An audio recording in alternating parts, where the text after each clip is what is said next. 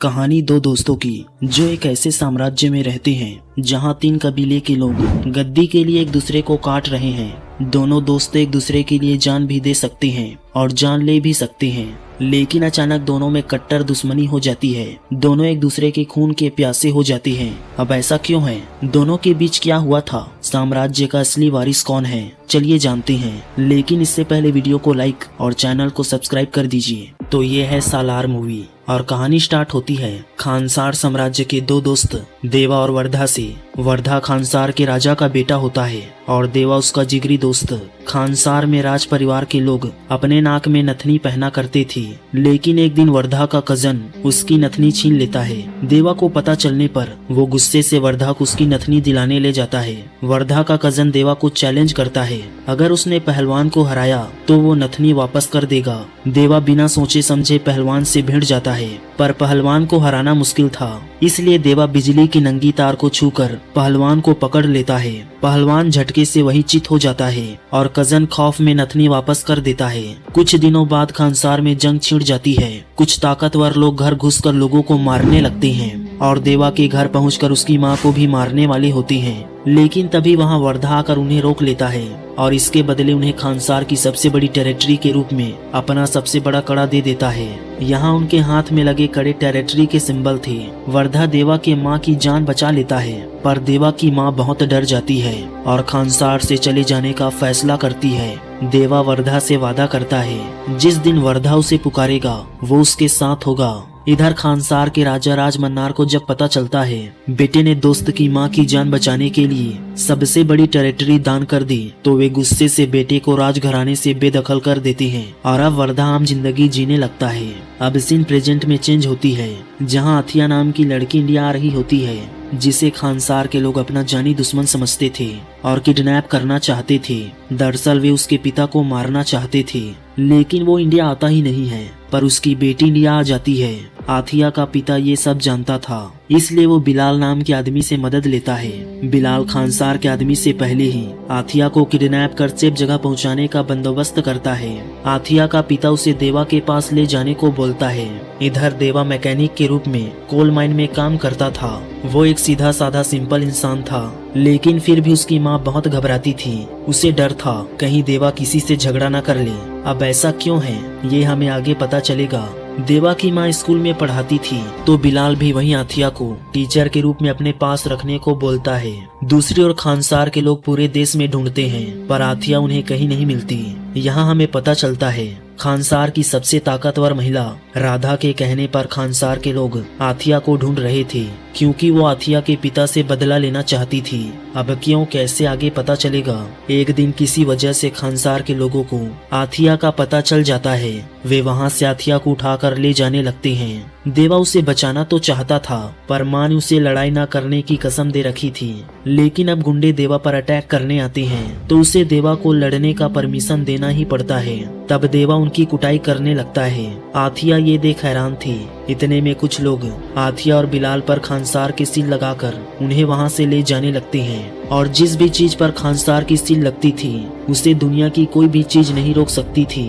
पर देवा उनकी गाड़ी को तोप से उड़ा देता है, उनके इलाके में घुसकर उन्हें मारता है। इधर खानसार के राजा को भी पता चल जाता है किसी ने उनके ट्रक को उड़ा दिया है, और खानसार का राजा वर्धा था, जो देवा के नाम सुनते ही बौखला जाता है। और ये आथिया को समझ नहीं आती। आथिया बिलाल से पूछती है, तब बिलाल उसे पास्ट की सारी घटनाएं बताता है। बिलाल कहता है खानसार अंग्रेजों से भी पहले का साम्राज्य है। उस समय यहाँ 3 कबीले के लोग थे। पहला मन्नार का कबीला, दूसरा सूर्यांश और तीसरा कड़ियाल का कबीला। तीनों कबीले खानसार की गद्दी पाना चाहते थे और सालों से एक दूसरे से लड़ रहे थे। अंग्रेजों ने भारत पर तो कब्जा किया था, लेकिन किसी की खानसार में घुसने की हिम्मत नहीं थी। समय के साथ जब भारत का पार्टीशन हुआ, तब खानसार किसी में नहीं मिला। वहाँ किसी के नियम नहीं चलते। अभी तक खानसार में मन्नार का राजा राज करता था और अब पारी सूर्यांश कबीले की थी, लेकिन मन्नार का राजा उन पर हमला कर देता है। सोते समय सूर्यांश के लोगों को मरवा देता है। रातों रात सूर्यांश कबीले का सर्वनाश हो जाता है। राज मन्नार पूरे भारत से ताकतवर लोगों को इकट्ठा करता है और अपने मन्नार की फौज खड़ी कर देता है। खानसार में उसकी तानाशाही स्टार्ट हो जाती है। वो खानसार को अलग अलग टेरिटरी में बांट देता है जिन्हें सरदार चलाते थे। ज्यादातर सरदार उनके ही परिवार के थे और कुछ कड़ियाल कबीले के।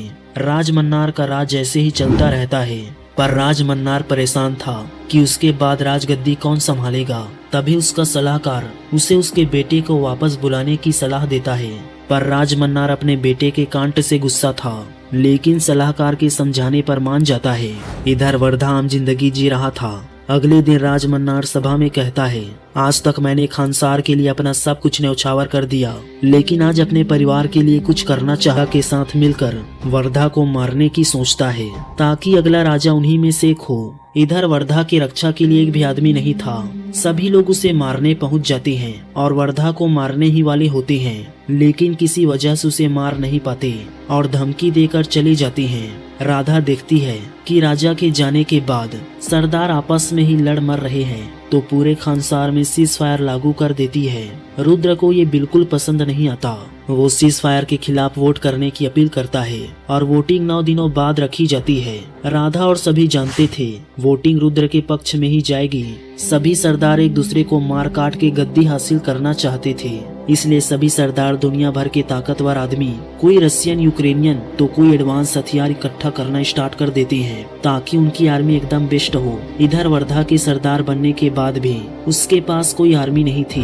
वर्धा के लोगों को डर था कि सबसे पहले उनका ही अंत होगा। वर्धा भी परेशान था और उसके दिमाग में सिर्फ एक ही नाम याद आ रहा था, देवा। वो देवा के पास जाता है और देवा भी माँ के परमिशन से साथ चलने को तैयार हो जाता है। खानसार में वर्धा के लोग देखते हैं वर्धा आर्मी नहीं बल्कि एक आदमी अपने साथ लाया है। वे गुस्सा हो जाते हैं, लेकिन वर्धा जानता था देवा क्या चीज है। वर्धा देवा को हमेशा अंदर ही रखता है, क्योंकि वो जानता था अगर किसी ने देवा के सामने उसकी बेइज्जती कर दी तो देवा दुनिया को आग लगा देगा। लेकिन एक दिन देवा देखता है उनमें से एक सरदार का बेटा गांव की लड़की के साथ गंदी हरकतें कर रहा है। देवा एक्टिवेट हो जाता है और उन सबको बिना निरमा साबुन के धोने लगता है।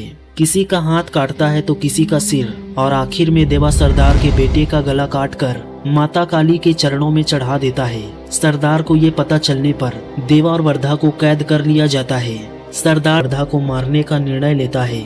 देवा सरदार से कहता है वो उसकी जान ले ली, पर वर्धा को कुछ ना करे, लेकिन सरदार सीधे वर्धा की कॉलर पकड़ लेता है।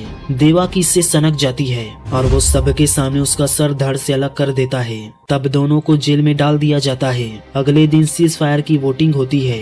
चूँकि वर्धा भी सरदार था, इसलिए वोटिंग से पहले रुद्रा वर्धा के पास आकर उसे भड़काता है। कहता है अगर तुमने सीज फायर के पक्ष में वोट दिया तो तुम कायर हो गए। तुम्हारी असली हिम्मत तो तब पता चलेगी जब तुम सीज फायर के विरुद्ध वोट करोगे और हमारे साथ लड़ाई करोगे। वर्धा उसकी बातों में आ जाता है। अगले दिन वोटिंग सीज फायर को हटाने के पक्ष में बढ़ने लगती है, लेकिन तभी राज मन्नार आकर सीज फायर के पक्ष में वोटिंग करके दोनों पक्ष बराबर कर देते हैं। अब अंतिम वोट वर्धा का डिसाइड करने वाला था कि सीज फायर हटनी चाहिए या नहीं, लेकिन वर्धा भी सीज फायर को हटाने के पक्ष में वोट दे के जंग का आगाज कर देता है। फिर सभी सरदारों की आर्मी एक दूसरे से मरने कटने को तैयार हो जाती है, लेकिन सभी का मेन गोल था वर्धा का काम तमाम करना। पर वर्धा जानता था जब तक देवा उसके साथ है उसे कोई छू भी नहीं सकता, और अब दोनों मिलकर खानसार में खून की होली खेलना स्टार्ट कर देते हैं। चारों ओर आग की लपटें और लोगों के खून थे। दोनों सभी को मार रहे थे, पर तभी वर्धा को पता चलता है देवा सूर्यांश कबीले का वारिस है। तब हमें पता चलता है जब राज मन्नार ने अपने आदमी को सूर्यांश कबीले को जड़ से खत्म करने भेजा था, तो सूर्यांश कबीले ने अपने वारिस को शिविर में छिपा दिया था, ताकि मरने के बाद उनका वारिस राज मन्नार से बदला ले सके। चूँकि पहले ही तय था सूर्यांश कबीले का वंशी राजा बनेगा, तो राज मन्नार ने सभी को मारकर गद्दी पर कब्जा कर लिया था। पर अब सूर्यांश कबीले का वंश देवा वापस आ चुका है और अब वही राजा बनेगा। शायद इसी वजह से दोनों एक दूसरे के जानी दुश्मन बन जाएंगे, लेकिन